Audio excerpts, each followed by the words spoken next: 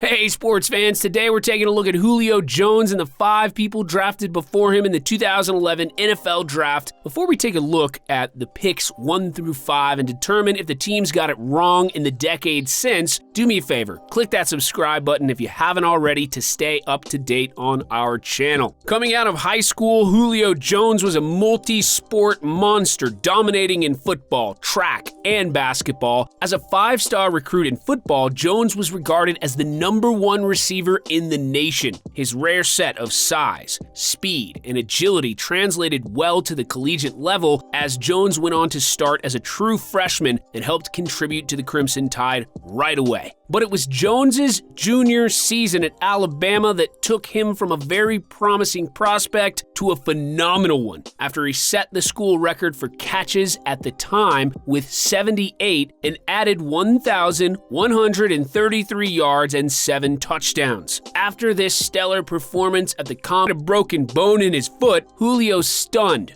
with a 4.39 40-yard dash, his third to draft the prospect. The Falcons ended up trading up 21 spots and surrendering 5 draft picks to snag Julio, who was originally projected to be a mid-first-round pick because of his lack of production in his freshman and sophomore seasons at Alabama. The Falcons and a few others had him as one of the top candidates in the draft at any position. People Julio's size usually don't run like he did at the combine and cut that quickly. Julio was the prototype at wide receiver, built out of the same freakish mold as Calvin Megatron Johnson, with the upside to be the best in the game. Julio's only knock, if he had one at the time, would be the occasional focus drops. Atlanta didn't let that stop them from drafting themselves a gem.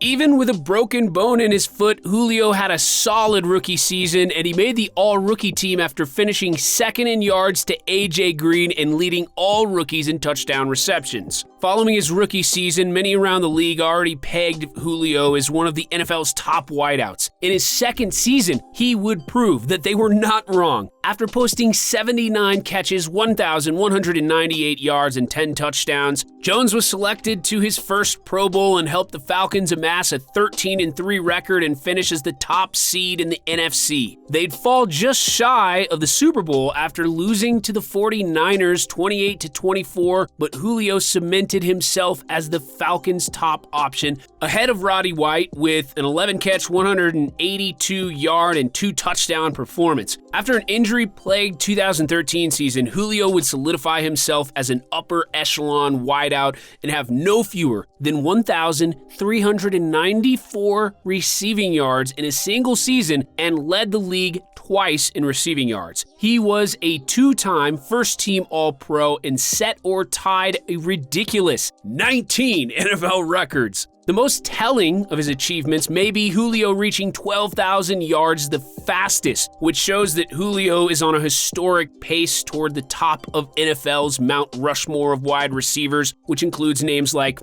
Jerry Rice, Randy Moss, Terrell Owens. At 31 years old and still enjoying his prime, Julio is the best candidate in the entire league to flirt with Jerry Rice's 22,285 receiving yards. If Julio continues to play close to his current level of 96.7 receiving yards per game, also an NFL record, he would need just under 7 years to eclipse Rice's receiving record, which many said was untouchable before Julio's record-setting pace. What Julio Jones has done in his 10-year career so far has him well on his way to a gold jacket and a speech in Canton. Let's take a look at the 5 people selected before Julio to see if any of the organizations that passed on the former Bama receiver are having any buyer's remorse on the players they chose with picks 1 through 5.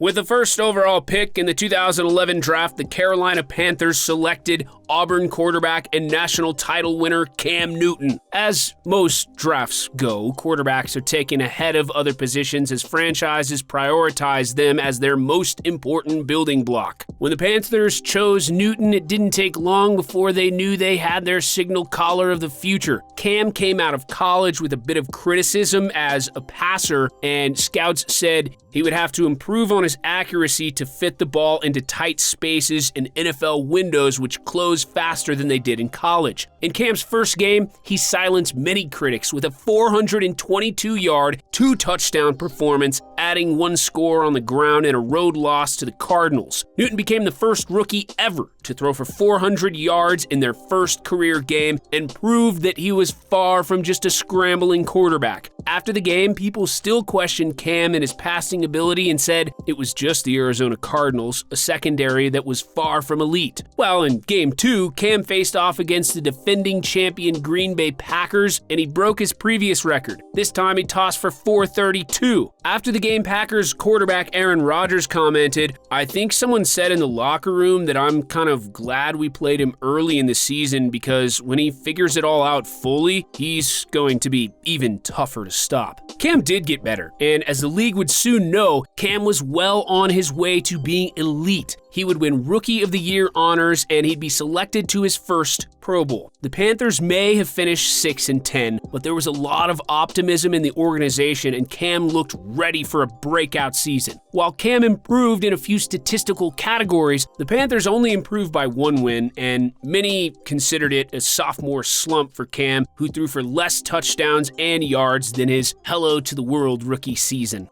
In Cam's third year, though, he would lead the Panthers to a 12-4 record and his first playoff appearance. He would lose in the divisional round of the Niners, but Cam proved his sophomore slump was a fluke and that the Panthers were legit with him under center. The next year would be filled by injuries and see the Panthers lose 8 games of the 14 Cam played in, but in 2015, his campaign was nothing short of spectacular after Cam led the Panthers back to the playoffs as well as a 15-1 record and a Super Bowl appearance. His 45 combined touchdowns helped crown him league MVP, and Cam, who was now seen as Super Cam despite his Super Bowl loss, was the toast of the NFL world. The 2015 season would prove to be the height of Newton's career. Unable to put back-to-back strong seasons together, Cam would only lead Carolina to 1 more playoff appearance, and that was in 2017. After an 0-2 start in 19, Cam would go on IR and never play another game for the Panthers after being released. The second pick in the 2011 draft was Texas A&M standout outside linebacker Von Miller. From the moment Miller stepped on the field for the Broncos, his impact was known. His first play from scrimmage was a forced fumble, and Miller never let up on opposing teams. After disrupting offenses on a regular basis and notching 11.5 sacks, Miller was named Defensive Player of the Year and regarded as one of the best outside linebackers and defensive players in the entire league. In his second year, he leapt even higher up that list with a Denver Bronco record, 18. His third season in Denver was a little rocky after Vaughn was suspended 6 games for reportedly trying to beat a drug test and then came back and tore his ACL after 9 games and finished with notching only 5 sacks.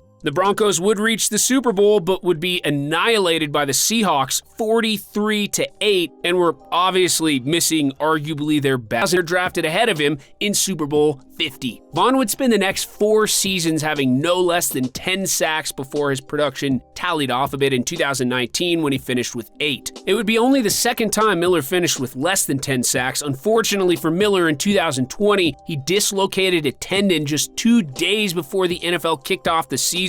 The 3-time first-team All-Pro had spent the last 9 seasons solidifying himself as one of the best players in the league regardless of position, and it looked to bounce back after rehab and improve on his 2019 totals. Vaughn has done enough in his career to get himself into the Hall of Fame conversation and will look to continue his impressive career this season.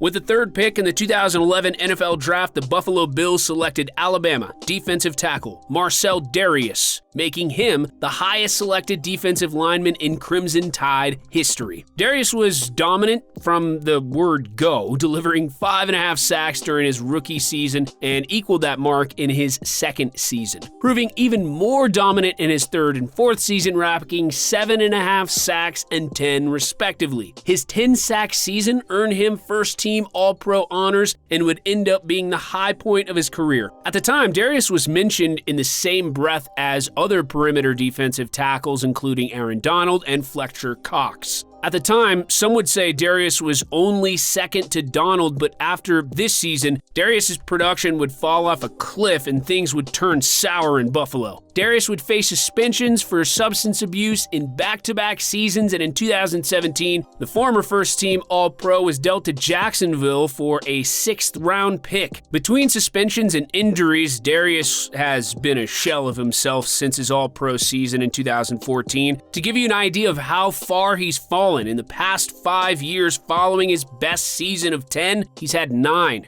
combined sacks. The 4th pick in the 2011 draft and first wide receiver taken was University of Georgia wide receiver A.J. Green. Green exploded onto the scene in his rookie year with a 1,057-yard, 7-touchdown season and a Pro Bowl. Fluid, fast, and able to high point the ball with the best of them, AJ was more polished than most wide receivers coming out of college and warranted his selection above fellow high draftee Julio Jones. He followed up his rookie season campaign and even more impressive with an encore racking up 1,350 yards and 11 touchdowns. Green started as the model of consistency, racking up 1,000-yard season after 1,000-yard season, and proved to be one of the only bright spots on a Bengals team were able to achieve. Green didn't fall below that 164 yards. As with Darius, the injury bug began to bite AJ, and although the injuries began to mount and kept AJ off the field for longer, and Green played in only 9 games, and into the 20 season, he just didn't quite look to wide receivers Tyler Boyd and recently drafted T. Higgins to fill AJ's production void, as many don't think it's a matter of if AJ will get hurt each season, but early on against the opponent's number 1 wide receivers. Peterson was a rookie playing like a seasoned vet, and he quickly became known as one of the true shutdown corners in the league that would travel with the number 1 wide receiver wherever they lined up on the field and shadow them the same way the inspiration for his jersey number Deion Sanders would. Also honors as a returner, Peterson would be a first-team All-Pro another 3 times, but those honors would be given as a cornerback, as he proved to be a cornerstone of an Arizona Cardinal defense that didn't have much else beyond him. At 30 years old and still in his prime, Peterson still has a lot of good football left in front of him and is still viewed as one of the best cornerbacks in the league. Peterson has had at least 1 interception every year he has been in the league, and he still earns the respect from quarterbacks and coordinators alike, who often look the other way when Peterson is lined up on the field. Unlike Green, Peterson has never missed a game due to injury and shows no signs of slowing down. Of the 5 people drafted before Julio Jones, Von Miller and Patrick Peterson are the only ones who can still even be considered in his class, but Julio is widely regarded as better than the 5 selected above him. Viewed as a generational talent at wideout, the only thing that has been able to slow down Julio is injuries, but when he's out on the field, he still manages to get the best of even the best corners, and that includes Patrick Peterson, who Jones has bested more than he hasn't. Outside of Darius, the top 6 of this class could very well be Canton bound, but it would be interesting to see if the Panthers would have selected Julio Jones first, given what they know now. All right, sports fans, that does it for today. What did you think about the video? Do you think that Julio was better than the 5 athletes taken before him? Let us know by dropping a comment down below, and if you haven't done so already, go ahead, hit that subscribe to this channel. Until next time, sports fans, have a good one.